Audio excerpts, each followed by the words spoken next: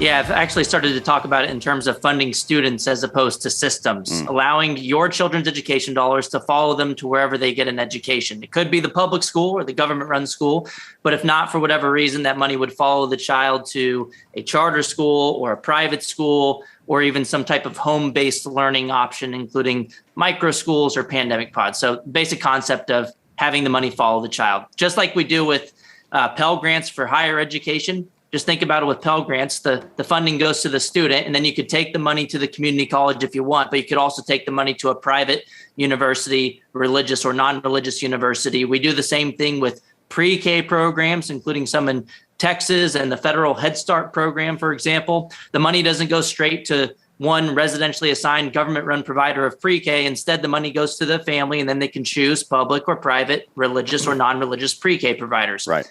I can go on and on and on. We do this with food stamps. We do this with Section 8 housing vouchers. The money follows the decision of the person. And so when I'm arguing for school choice, I'm just arguing for that same logic to apply to K through 12 education. Right. And so that is the general idea behind school choice, which is to say the money follows the child instead of the government in the form of public education having a monopoly on education. You know what I mean? And we know that in pretty much any industry, monopolies are not good. I mean, it stifles creativity, but it also one of the primary things it does is remove the impetus for the provider to provide the best possible product. So, give me your spiel, your elevator pitch on what problem this is solving exactly. Elucidate the complete failure of American public education, I guess, in my opinion. But I don't want to put words in your mouth. Well, yeah. I mean, the money goes directly to a government-run institution, regardless of how well they do, regardless of the family's choice in the matter and their satisfaction levels. And from what we've seen over the past couple of years in some places, regardless of whether they even open their doors for business.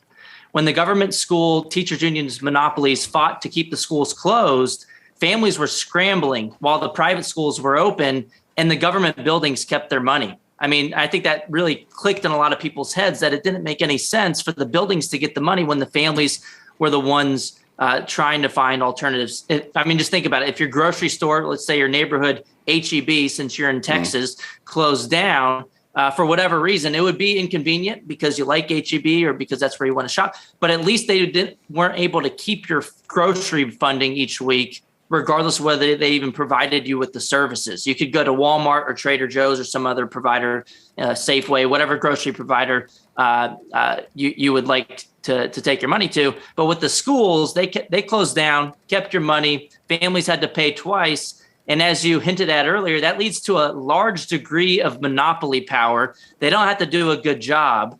I mean, just imagine if you didn't like your restaurant and in order to start shopping somewhere else, you had to get up and move houses because you're residentially assigned to government-run schools. Yeah.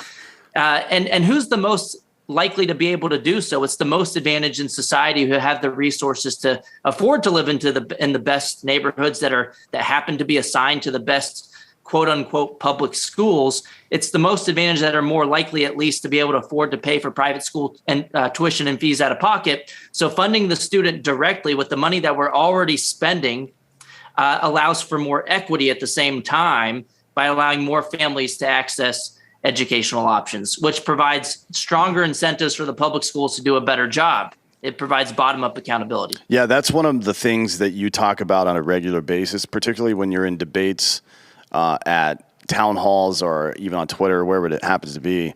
One of the things, you ask this rhetorical question quite a bit that I've yet to see anyone answer. And the question is, why would parents being able to choose a different school negatively impact public schools?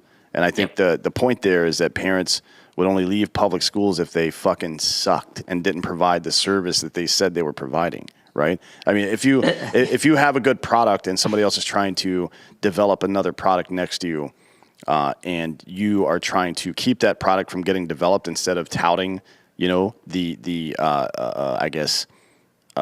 goodness of your product, then you've got a bullshit product, right? I mean, that seems to me to be what it is.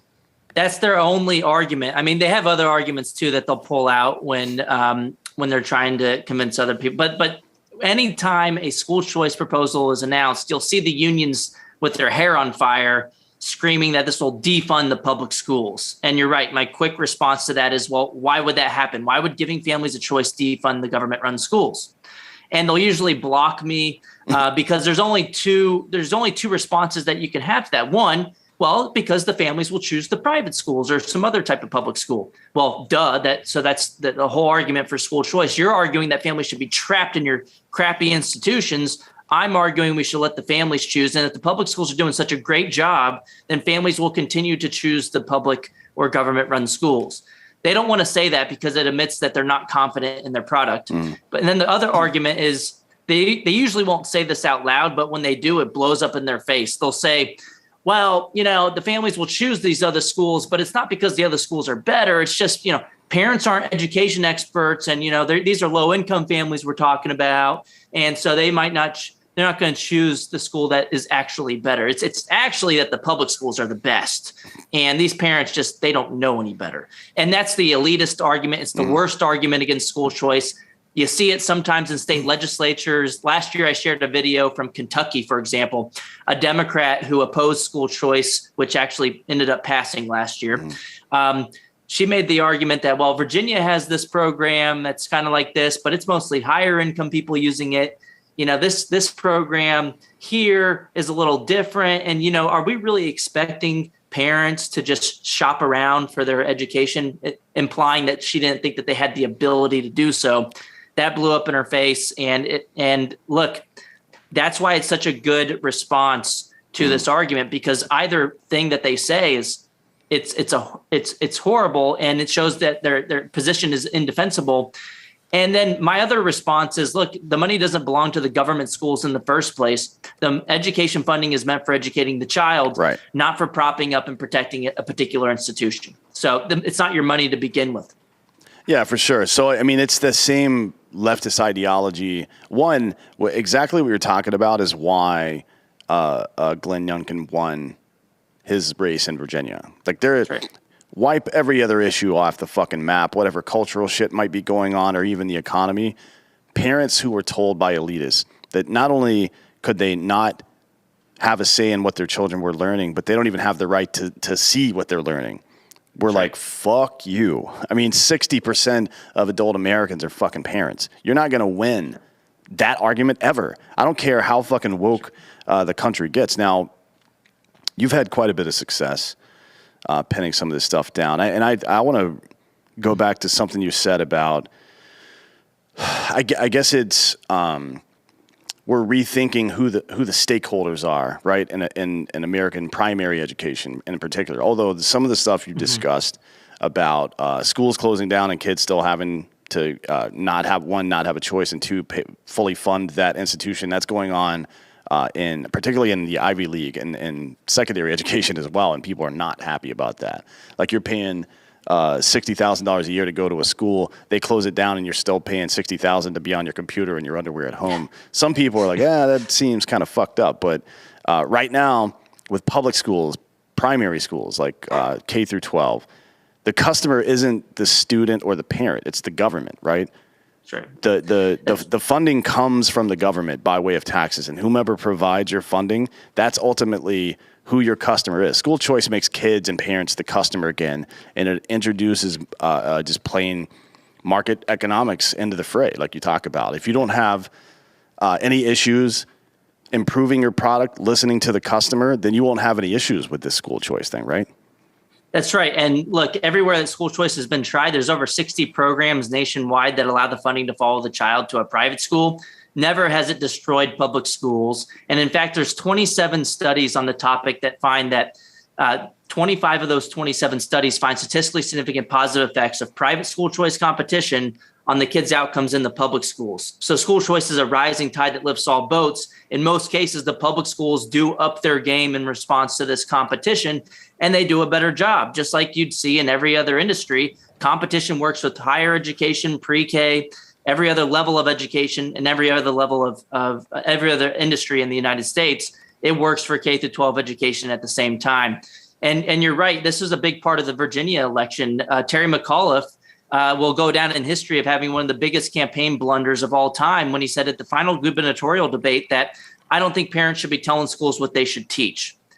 What a what a dumb thing to say after nearly 2 years of school closures, and Virginia being one of the states that had some of the most prolonged school closures in the country.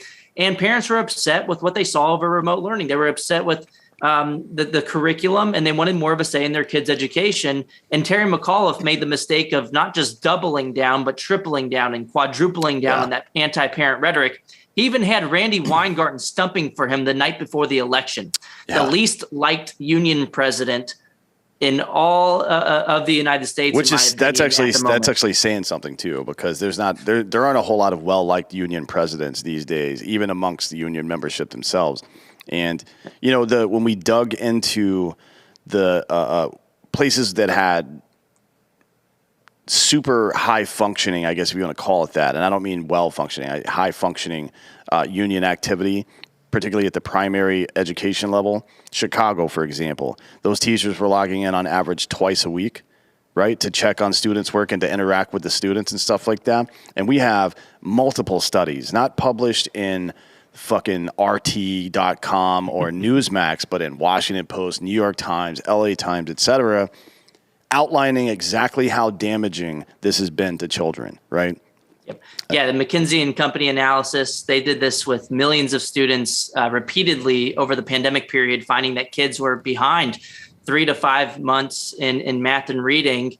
And there was another study by Emily Oster and her colleagues published in the National Bureau of Economic Research, finding that school districts that had their public schools closed for in-person instruction, they had a 10 percentage point higher degree of math learning loss than schools that were open, all else equal after controlling for differences in student background characteristics.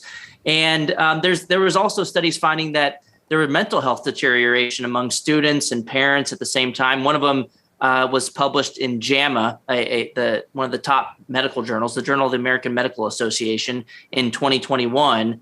All else equal, the kids had higher reports of mental health issues. We also saw that over the pandemic period, there was about a 31% increase in the emergency department visits associated with teenage suicide attempts, and the number was even higher for female students.